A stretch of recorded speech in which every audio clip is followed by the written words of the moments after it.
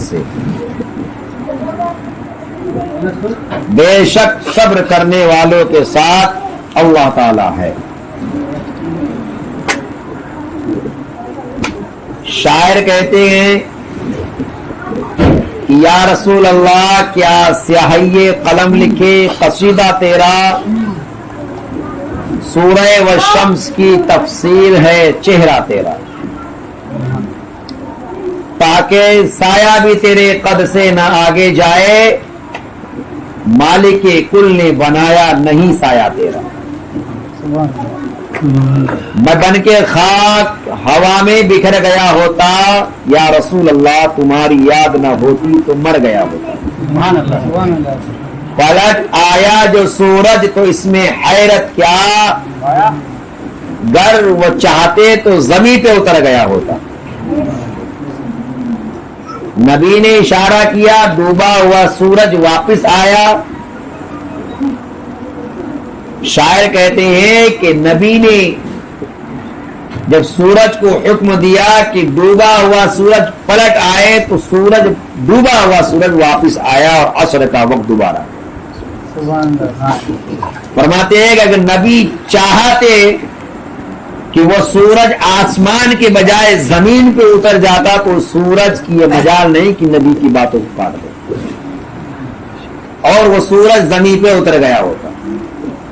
اگر حضور چاہتے تو وہ سورج زمین پہ اتر جاتا. یہ اختیار نبی ہے، یہ نبی کا اختیار. اللہ تبارک و تعالیٰ نے اپنے حبیب کو یہ اختیار دیا ہے کہ حضور جسے چاہیں جس کی شفاعت کر دیں. آقائے کریم جسے چاہیں اسے جنت عطا کر دیں. آقائے کریم جسے چاہے اسے جنت کا جس دروازے سے داخل کرنا چاہے اس دروازے سے اس امتی کو داخل کر دے.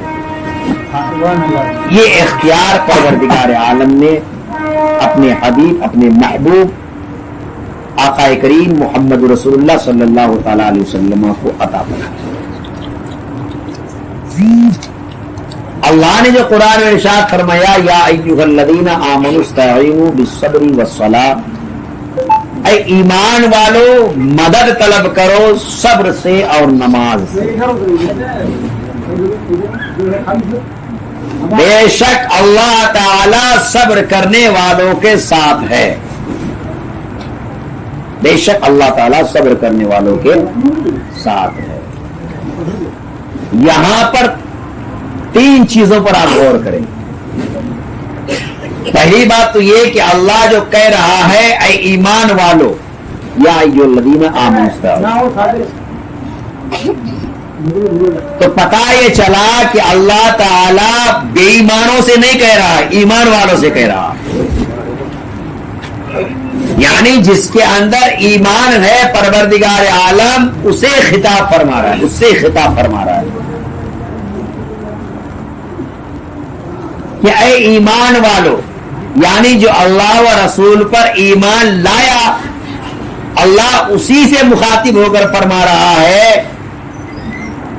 کہ اے ایمان والو مدد طلب کرو صبر سے اور نماز سے. پھر حاصل کیا ہوگا؟ جب ہم نماز اور صبر سے مدد طلب کریں گے تو پھر حاصل کیا ہوگا، کیا فائدہ ملے گا؟ تو اللہ کہہ رہا ہے اس کا فائدہ یہ ملے گا، ان اللہ مع الصابرین، بے شک صبر کرنے والوں کے ساتھ اللہ ہے.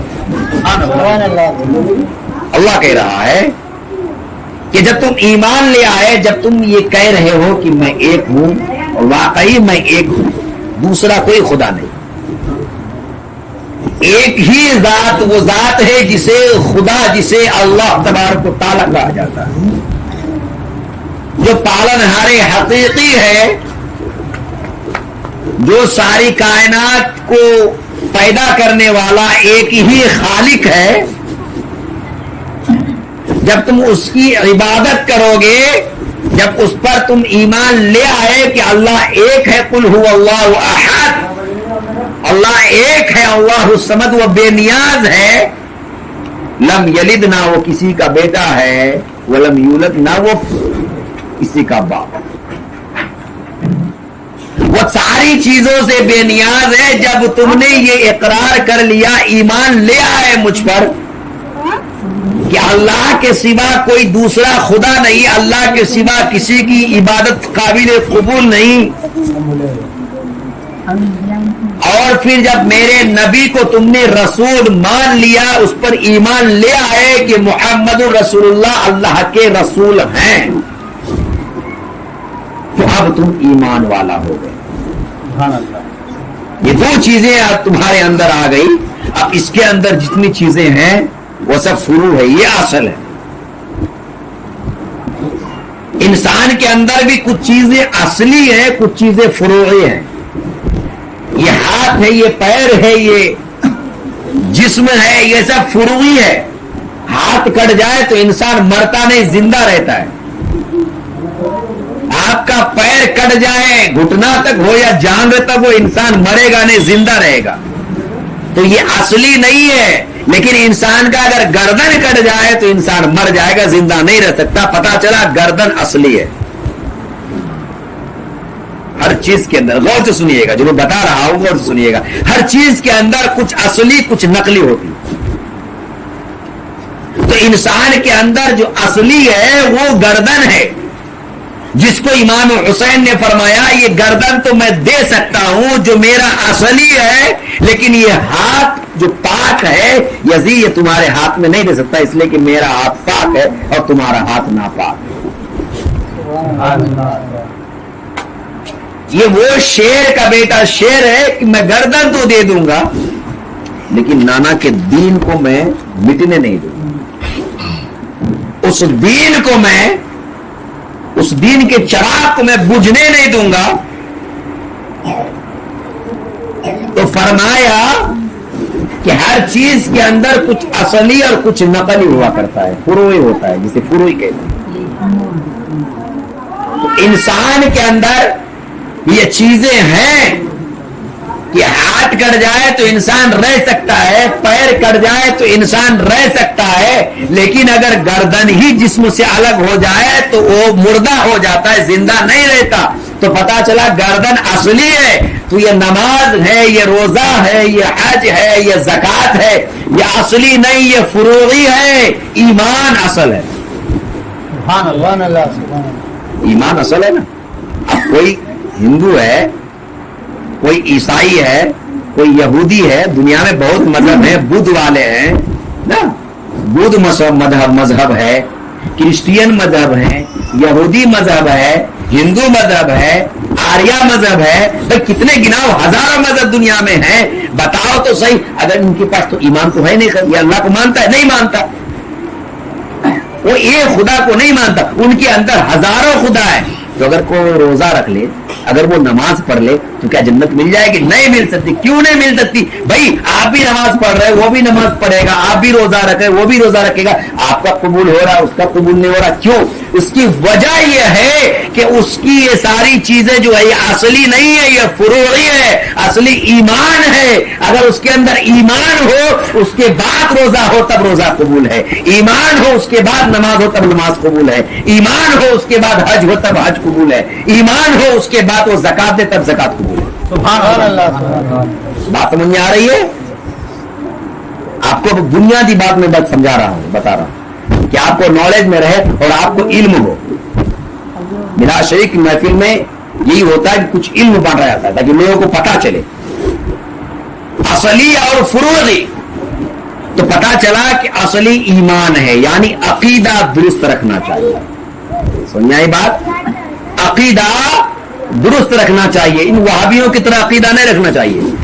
عقیدہ درست ہونے چاہیے اہل سنت و جماعت کا کہ میرے نبی اللہ کے رسول ہیں, میرے نبی غیب داں ہیں, میرے نبی اختیار رکھتے ہیں, میرے نبی کو پیٹھ کے پیچھے کی بھی خبر ہے, میرے نبی قیامت کے دن ہمیں اور آپ کی شفاعت کر کے جنت کا بنائیں گے. یہ ہمارا عقیدہ ہے. جب عقیدہ بہتر اور مضبوط ہو تو پھر جو ہے آپ کی ساری چیزیں قبول ہو جایا کرتی ہیں. نماز پڑھیں تب بھی یقین ہے کہ انشاءاللہ اللہ تبارک و تعالیٰ ان عبادات کو اپنی بارگاہ میں قبول ضرور فرمائے گا. یہ ہمارا یقین ہے. کیوں یقین ہے؟ اس لیے یقین ہے کہ ہم یہ جانتے ہیں کہ ہم ایمان رکھتے ہیں اللہ پر کہ اللہ ایک ہے. ہم یہ جانتے ہیں کہ ہم ایمان رکھتے رسول اللہ پر کہ رسول اللہ محمد رسول اللہ اللہ کے رسول ہیں, اللہ کے بندے اور اس کے رسول ہیں. یہ ہم ایمان رکھتے ہیں. اور اللہ کے ایسے بندے ہیں وہ کہ ان کی طرح اللہ نے کسی کو پیدا نہیں کیا. ایسے رسول ہیں وہ کہ ان کی طرح کوئی رسول دنیا میں آیا اور نہ اب رسول کوئی دنیا میں آ سکتا, اس لیے کہ اب خاتم النبیین ہے, نبوت کا دروازہ بند کر دیا گیا. سب سے افضل سید الانبیاء امام الانبیاء ہیں آپ صلی اللہ تعالی علیہ وسلم. گرو شریف پڑھیے آگے گفتگو. اللہم صلی علی سیدنا شفیعنا حبیبنا مولانا محمد معدن الجود والکرم وآلہ الکرام وابنہ الکریم بارک وسلم صلی علیہ صلاۃ و سلام علیک یا رسول اللہ صلی اللہ تعالی علیہ وسلم. تو آپ کو اصلی اور فروعی کا مطلب سمجھ میں آ گیا کہ اصلی کیا ہے اور فروعی کیا. اصلی ہے ایمان. اصلی کیا ہے؟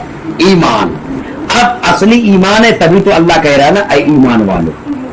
اب اللہ کہہ رہا ہے یا ایھا الذین آمنوا استعینوا. پورا قرآن پڑھیے آپ. پورے قرآن میں آپ کو یا ایھا الذین آمنوا, یا ایھا الذین آمنوا اتقوا اللہ, یا ایھا الذین آمنوا استعینوا, یا ایھا الذین آمنوا اتقوا اللہ.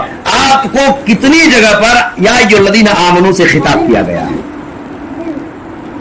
یعنی ایمان والوں سے. اچھا دنیا پورے قرآن میں آپ کہیں نہیں دیکھیں گے اے بے ایمانو, یہ نہیں کہا گیا اے ایمان والو. تو پتا چلا اللہ یہ کہہ رہا ہے کہ جو ایمان والا ہے میں اسی سے بات کر رہا ہوں, جو بے ایمان ہے اس سے ہم بات نہیں کرتے. اللہ یہ کہہ رہا ہے کہ جس نے ایمان لایا, جس کا عقیدہ درست ہے, اللہ اسی سے کہہ رہا ہے کہ اگر تم مجھ پر ایمان رکھتے ہو تو پھر سنو, پھر تم مدد طلب کرو صبر اور نماز. مدد طلب کرو صبر اور نماز. تو جب ایمان رکھتے ہو, جب اللہ پر یقین رکھتے ہو, رسول اللہ کی رسالت کو مانتے ہو, تو پھر اللہ کہہ رہا ہے کہ نماز پڑھو, تو پھر تم کیوں نہیں پڑھتے؟ یہ تو اللہ تبارک و تعالیٰ کا پیغام ہے. یہ تو اللہ آپ کو پیغام دے رہا ہے اور آپ کو یہ کہہ رہا ہے کہ آپ ایمان والے ہو. تو آپ کو تو خوش ہونا چاہیے, ہم کو تو خوش ہونا چاہیے کہ اللہ ہمیں ایمان والا کہہ رہا ہے. اور جب اللہ جس کو ایمان والا کہہ دے اسے جنت جانے سے کوئی روک سکتا ہے؟ کوئی نہیں روک سکتا ہے. بھائی جنت اللہ کی ہے. اللہ نے جنت بنا کے رسول اللہ کو مالک بنا دیا اور اللہ نے فرمایا میرے رسول کو شفاعت کا ڈور دیا جائے گا اور وہ شفاعت کا فرمائیں گے میدان محشر میں, اور جسے چاہیں گے نبی اس کی شفاعت کر کے جنت بھیج دیں گے. جسے چاہیں گے شفاعت کر کے جنت بھیج دیں گے. تو اللہ نے آپ کو اتنا بڑا تحفہ دیا ہے, اتنا بڑا تحفہ دیا ہے کہ اللہ نے فرمایا یا ایھا الذین آمنوا استعینوا. اس سے بڑا تحفہ, اس سے بڑا جو ہے آپ کو تحفہ اور کیا ہو سکتا ہے, انعام اور کیا ہو سکتا ہے. اتنا بڑا انعام آپ کو اللہ نے دیا ہے کہ آپ کو ایمان والا کہہ کر پکار رہا. مدد طلب کرو صبر اور نماز سے. پھر اللہ فرماتا اے بندے جب تم مدد کرو گے نا, جب تم مدد طلب کرو گے, جب تم مدد مانگو گے ان صبر سے اور نماز سے, تو پھر دیکھو ان اللہ مع الصابرین, پھر میں تمہارے ساتھ ہوں.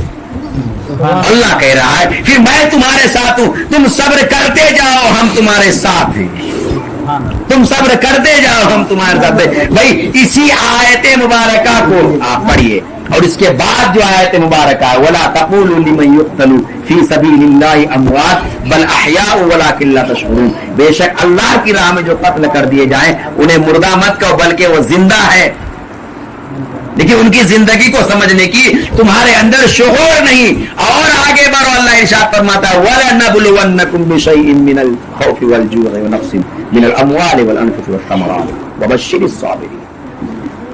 تمہیں آزمایا جائے گا بھائی بھوکا رکھ کر کے, خوف میں ڈال کر کے, تمہارے بچوں کو تمہارے سامنے سے جدا کر دیا جائے گا, کبھی تمہیں پیاسا رکھا جائے گا, کبھی تمہیں بھوکا رکھا جائے گا, کبھی تمہیں خوف دیا جائے گا. یہ امتحان ہوگا تمہارے لیے اللہ کی طرف سے کہ تمہارا عقیدہ اور تمہارا ایمان اللہ پر کتنا مضبوط ہے, کہ تم اللہ تبارک و تعالی